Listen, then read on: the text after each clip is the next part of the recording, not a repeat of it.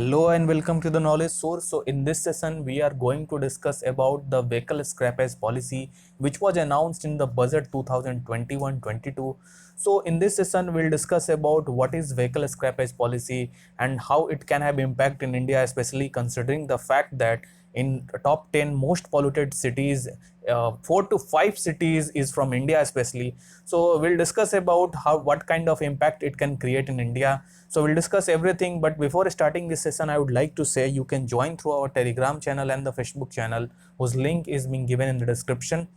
सो recently अभी union transport minister mister Nitin Gadkari ji ने अभी पूरे जो डिटेल्स हैं व्हीकल स्क्रैपेज पॉलिसी की उसकी अनाउंस कर दी है। और अब अगर आपको मालूम ना हो तो ये बजट में 2021-22 में जब निर्मला सीतारामन जी जो फाइनेंस मिनिस्टर हैं, उन्होंने ये अनाउंस किया था कि हम एक व्हीकल स्क्रैपेज पॉलिसी लेके आ रहे हैं जो कि लॉन्ग टाइम ड्यू से पेंडिंग था। तो अगर मैं बात करूं, ये जो पॉलिसी है जो कि एस्टिमेटेड है, जो कि around 51 lakh light motor vehicles जो एलएमवीज हैं उनको अफेक्ट करेगा, जिसमें कि 20 साल से ज़्यादा के जो एज के ड्यूरेशंस के जो व्हीकल्स अभी रन कर रहे हैं हमारे पूरे कंट्री में, तो उनको ये इफेक्ट करेगा। और इसके साथ साथ अराउंड 34 जो लाख लाइट मोटर व्हीकल्स हैं जो कि 15 साल से ज़्यादा हैं, उन पे भी ये जो भी नियम्स हैं, रूल्स एंड रेगुलेशंस हैं, वो लागू होगा। सो इंडिया के बारे में बात करें तो इंडिया जो है ये इम्प्लीमेंट इसके साथ साथ इस पे भी ध्यान दे रहा है कि जो जीपीएस मॉनिटरिंग सिस्टम जो टोल टैक्स कलेक्शन मेथड्स है उसको कैसे यूटिलाइज किया जाए। और इसके साथ साथ आरएफआईडी जो है रेडियो फ्रीक्वेंसी जो टेक्नोलॉजी यूज करता है, कि जो पहले आपको क्या होता था कि आप टोल टैक्स पे जाते थे, इसके बाद मनी पे करते थे, जिससे कि लंबी लाइनें भी लगी रहती थी। तो इस व्हीकल स्क्रैपेज पॉलिसी में डिफरेंट चीज़ें इसमें मेंशन्ड है, और स्पेशली इसमें यह मेंशन किया गया है कि जो टोल टैक्सेस हैं उनमें ये रिडक्शन करेंगे धीरे धीरे, और आने वाले 2030 तक ऐसा माना जा रहा है कि जो टोटली इंडिया में जो भी टोल टैक्सेस हैं उनको फ्री कर दिया जाएगा। कि आप तो कोई भी व्हीकल्स रोड पे जा रही हैं, उनको अगर उसमें टैक्स कलेक्ट करना है तो इधर जीपीएस सिस्टम के द्वारा और जो आरएफआईडी टेक्नोलॉजीज हैं उनके द्वारा डायरेक्ट ही उनके अकाउंट से डिडक्ट किया जाएगा। ये इस व्हीकल स्क्रैपेज पॉलिसी में भी मेंशन्ड है। सो अगर मैं बात करूं कि इस व्हीकल स्क्रैपेज पॉलिसी के बारे में, तो ये जो ओल्ड और पोल्यूटिंग कार्स जो है उनको स्क्रैप यार्ड्स में भेजा जाएगा, और इस जो भी ओनर्स हैं उनको कहा जाएगा कि अगर आपके जो व्हीकल्स हैं वो अराउंड 10, 12 या 15 साल इतने ओल्ड हो चुके हैं और अभी भी वो रन कर रहे हैं हमारे इंडिया में, तो उनको कुछ तरीके इंसेंटिवाइज प्रोवाइड किया जाएगा ताकि वो डिफरेंट व्हीकल्स या फिर नए व्हीकल्स ले सकें, और ये जो उनकी पुरानी व्हीकल है उनको स्क्रैप यार्ड में भेजा जा सके। तो ये कुछ ऐसे इस पॉलिसीज में रूल्स मेंशन किए गए हैं। और इसके साथ साथ जो कंपनसेशन अमाउंट जो दिया जाएगा ऐसे ओनर्स को, whether may be commercial vehicles को या फिर प्राइवेट व्हीकल्स को, कि वो जो अपने ओल्ड व्हीकल हैं उसको शिप यार्ड में भेज दें ताकि जो पोल्यूशन उससे इंक्रीज हो रहा है उसमें भी रिडक्शन हमें देखने को मिलेगा। तो अगर मैं बात करूं कि किस तरीके के बेनिफिट्स इससे होंगे, तो देखिए इसमें सबसे पहले तो ओल्ड और जो पोल्यूटिंग व्हीकल्स हैं जो रोड्स पे अभी भी हमारे रन कर रहे हैं, तो उनमें जो हमारे इन्वायरमेंट में जो पोल्यूशन में जो कंट्रीब्यूशन है उसमें हमें रिडक्शन देखने को मिलेगा। और जो भी इन व्हीकल्स जो इतने ओल्ड हैं अराउंड 15 से 20 ईयर्स, तो उनमें जो डिफरेंट पार्ट्स जो हैं उनको अगर रिसाइकल्ड किया जाता है तो इन्वायरमेंट फ्रेंडली मैकेनिज्म भी हम तैयार कर पाएंगे। और इसके साथ साथ ये भी हमें एक देखने को मिलेगा कि एक बूस्टअप मिलेगा एम्प्लॉयमेंट को, डिफरेंट तरीके के एम्प्लॉयमेंट भी जनरेट होंगे इससे। तो ये कुछ ऐसे मेजर बेनिफिट्स हो सकते हैं अगर ये स्क्रैपेज पॉलिसी जो है इसको अपनाया जाता है। लेकिन इसके साथ साथ कुछ ऐसे कंसर्न्स हैं जो कि इसमें अभी ये इस तरीके की मेंशन नहीं की गई है कि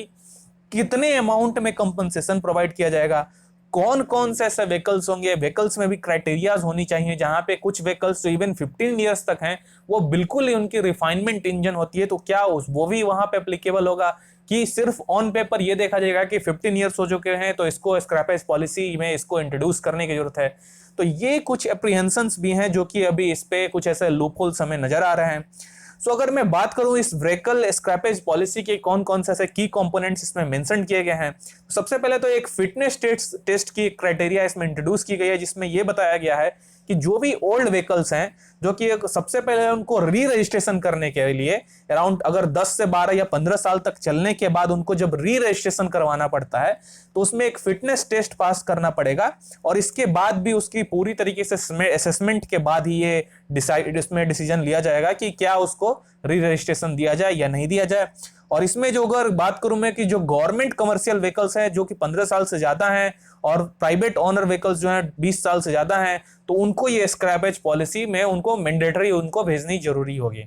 इसके साथ साथ इसमें इंसेंटिव फॉर स्क्रैपिंग भी, ये भी मेथड जैसा मैंने आपको बताया कि इसमें इंट्रोड्यूस किया गया है, जहां पे स्टेट गवर्नमेंट क्या करेगी कि 25% तक जो पर्सनल व्हीकल्स हैं उनपे और 15% जो कमर्शियल व्हीकल्स हैं उनपे एक तरीके के इंसेंटिव प्रोवाइड किया जाएगा ओनर्स को कि आपकी जो व्हीकल है अराउंड 15 साल तक चल चुकी है तो इसको आप क्या कीजिए कि स्क्रैप यार्ड में भेज दीजिए, और ये जो आपका टोटल अमाउंट है उसमें अराउंड समथिंग जो हम आपको प्रोवाइड करेंगे जिससे कि आप न्यू व्हीकल भी आराम से खरीद सकें। सो ये जो न्यू व्हीकल खरीदने की जो क्राइटेरियाज होंगी तो उसमें क्या क्या गवर्नमेंट ने अभी डिसाइड किया है मैं आपको अभी बताता हूं। देखिए इसमें क्या होगा कि जो भी पुरानी व्हीकल्स हैं जो कि 20 साल से ज्यादा हैं और अनफिट हैं री रजिस्ट्रेशन के लिए, तो उनको पहले भेजा जाएगा स्क्रैप यार्ड में, और जो रजिस्टर्ड ओनर्स हैं जो उनको व्हीकल्स जो वो स्क्रैप यार्ड में देंगे प्रोवाइड कराएंगे, तो उनमें उनकी पैन डिटेल्स या व्हीकल्स की जो भी डिटेल्स है वो लिए जाएंगे, और उनकी एक टोटल डेटा एक प्रोवाइड किया जाएगा कि आपने ये पर्सन एबीसी ने यहाँ पे अपना व्हीकल री रजिस्ट्रेशन या उसको नहीं किया और स्क्रैप यार्ड में इसको भेज दिया है। तो इससे क्या होगा कि उनकी एक डेटाबेस के हिसाब से गवर्नमेंट क्या करेगी कि 4 to 6% जो टोटल एक शोरूम का प्राइस जो था जब उस व्हीकल को खरीदा गया था और अभी एग्जिस्टिंग सिनेरियो को मिला के, तो वो जो टोटल मनी है वो उस ओनर को प्रोवाइड की जाएगी अगर वो नया व्हीकल लेता है और 15 साल के बाद अपने व्हीकल को वो हैंड ओवर कर देता है स्क्रैप यार्ड में जाने के लिए। तो इस तरीके के मैकेनिज्म्स इसमें इंट्रोड्यूस किए गए हैं। इसके बाद जो टैक्स रिबेट्स में अगर बात करूं, जैसा मैंने आपको बताया कि स्टेट्स जो हैं उनको एडवाइस किया जाएगा कि 25% तक जो पर्सनल व्हीकल्स हैं और 15% जो कमर्शियल व्हीकल्स हैं उनपे जो टैक्स रिबेट है उनमें रिडक्शन की जाए अगर न्यू व्हीकल्स कोई भी ऑनर्स जाता है खरीदने के लिए। इसके बाद डिस्काउंट की मैकेनिज्म भी नए व्हीकल्स पे अगर दिया गया है, अगर कोई भी पर्सन अपना 15 साल के बाद व्हीकल स्क्रैप यार्ड में भेजता है, इसमें क्या है कि अराउंड 5% तक टोटल जो एक शोरूम की प्राइस है अभी एग्जिस्टिंग में उसमें रिडक्शन हमें देखने को मिल सकती है अगर कोई भी ओनर ऐसा है जो कि अपना व्हीकल स्क्रैप यार्ड में भेज चुका है। इसके साथ जो है फी वेबर जो रजिस्ट्रेशन की होती है उसमें भी वेव आउट कर दिया जाएगा अगर अपने कोई भी पर्सन अपना व्हीकल जो है रजिस्ट्रेशन स्क्रैप यार्ड में भेजता है। तो इस तरीके के कुछ मैकेनिज्म्स हैं जो कि गवर्नमेंट इसको अपना रही है। स्पेशली अगर हम देखें जिस तरीके के इन्वायरमेंटल पोल्यूशन हमारे इंडिया में है और जो पोल्यूशन से हमारी जो डेथ हो है अगर इंडिया में अगर हम किसी और कंट्रीज के साथ कंपेयर करें तो वो कहीं ही ज्यादा है as compare to any developing और आइदर में भी डेवलप्ड कंट्रीज। तो ये कुछ ऐसे सिनारियोज हैं जो और जिसके चलते भी गवर्नमेंट इसको बहुत ही सीरियसली ले रही है स्क्रैपेज पॉलिसी को। तो अभी हमें आने वाले समय में देखना पड़ेगा कि गवर्नमेंट किस तरीके के मैकेनिज्म्स इसको लेटर एंड स्पिरिट में अगर ग्राउंड रियलिटी पे इसको इंप्लीमेंट करती है। So I really hope you guys have understood this concept. So that's it for today. Thank you as always for joining.